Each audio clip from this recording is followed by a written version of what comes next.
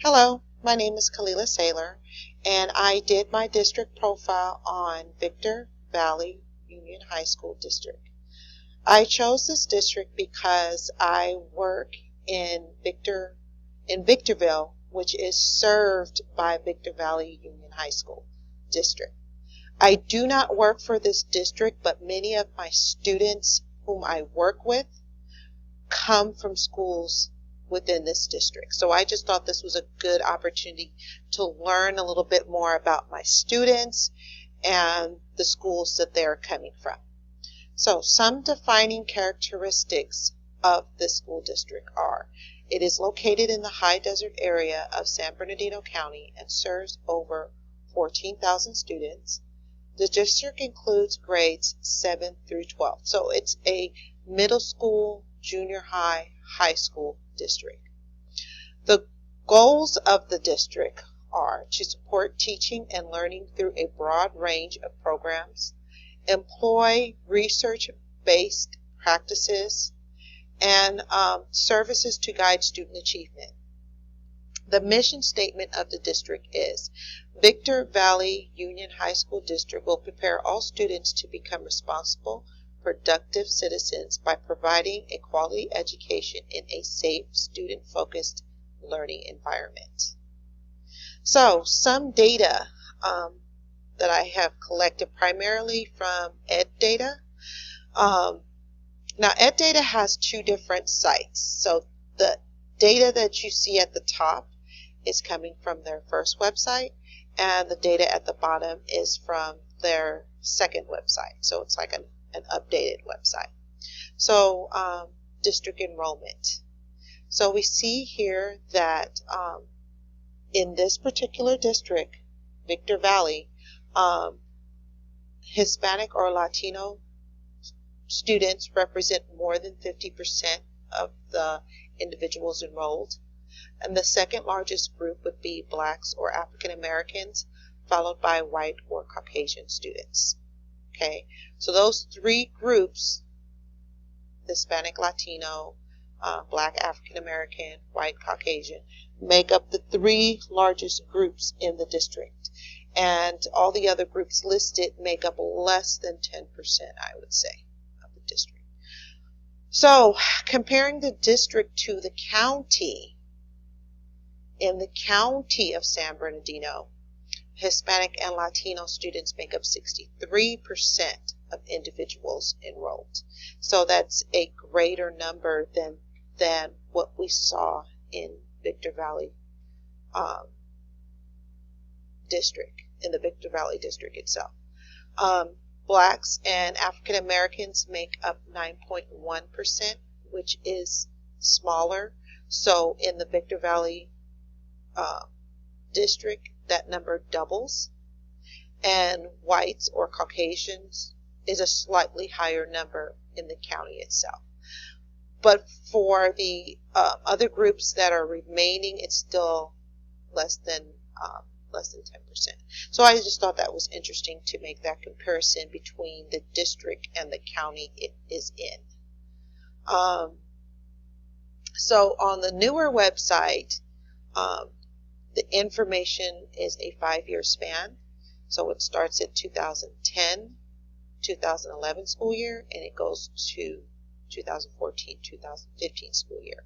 So we still see that Hispanic Latino makes up the largest number of individuals enrolled.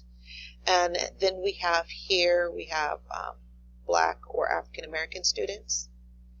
And then at the bottom we have white or Caucasian students. So we still see them as the three greatest groups. What I thought was interesting is that here we see a non-reported group. So as the data collecting process gets more efficient, we see that non-reporting group all but disappear, so that it's no longer existent. Another important aspect I thought was overall student enrollment. So here we see in 2010, the enrollment is pretty low, and then in 2011, 2012, it spikes, and then you see a slow decline. So this will be a little more visible in another graph that I will get to in just a minute. And so also taken from the EdData website, we see the percent of enrollment for English learners. So the number of English learners in the county is greater than the number of English learners in the district. And then when we get to free reduced price meals, the number of free reduced price meals in the county is lower than that in the district. So this district has the number of free reduced meals in this district exceeds that of the county. And then the opposite is true for English language learners. So I have two more graphs. So here we see sort of the same spike that we saw in enrollment, but for free and reduced price meals. So we see it low, and then it spikes and kind of tapers off, almost mimicking the enrollment bar graph that we looked at a little while ago. And then for English language learners, there's no data collected for 2010-2011. And then we see the data for 2011-2012 up until this past school year. Okay, so that's what I have for data. Moving forward, we have district financial trends. So I went to the school's website, and this information was listed there. There were a lot of numbers to look at. So I just wanted to share my findings with you. So we have, starting with the 2013-2014 school year. So we have 4 different budgets listed. We have an adopted budget, first interim, second interim, and actuals.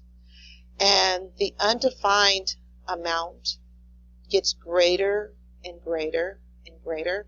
So we start off with 93 million, but the actuals end with 96 million. So that's a difference of about $3 million, give or take, probably giving more than taking. So I thought that was interesting to have 4 different budgets and how the numbers could fluctuate like that. The following school year, which is last school year, there's only 3 listed. So we have the adopted, the first interim, and the second interim, but the actual is not actually listed, and I think the reason for that is that they might still be working on it. So this too fluctuates from 104 million to 112, which is a difference of 8 million, give or take. So we see that the fluctuation is going up. So in the previous school year, it was a $3 million fluctuation, but in this school year, it's an $8 million fluctuation, which can possibly get even larger once the actual numbers are posted. So I thought that was interesting. And it gives some other information too of how the funds are divvied up and what it goes to and so forth. So I just thought that was interesting. Almost. Very interesting. Okay, so moving on from there, I have this quote by the superintendent of the school district, Dr. Ron Williams. And this is from his letter to parents and the community. He says, "We are positioning ourselves to ensure our students have the most talented, effective teachers in classrooms, and obstacles to innovation and creativity are reduced." I thought that was pretty good. So the district's strategic plan, LCAP priorities. So it's a 3-year plan focused on state and local priorities that describes goals, actions, services, and expenditures to support student achievement. So there are 8 state priority areas. And the district has divided them into 3 categories, which are conditions of learning, pupil outcome, and engagement. So for the sake of time, I'm not going to get into those. So the last area that I would like to discuss are recent changes. So we have strengths. So 3 strengths are that the district received, so this data is from the 2012-2013 school year from the EdData website. So 46.5% of students are considered to be proficient in English language arts, and 41.2% of students are considered proficient in math. The district's AYP participation rate for that particular school year was 98% or better, and the minimum score was a 95%. So that's pretty good. Challenges that they are facing is that as of the 2012-2013 school year, the AYP status was red. The graduation rate was at 83.3%, but the graduation target was met. The growth API was 711. And this is a Title I school, so the district was placed on a program improvement status for 3 years. So the 3 recommendations that I have was to improve graduation rates for Native American students. I noticed that the graduation rate for this district was much lower than that of the county, so I thought that was an area that could stand some improvement. Increase the number of graduates who meet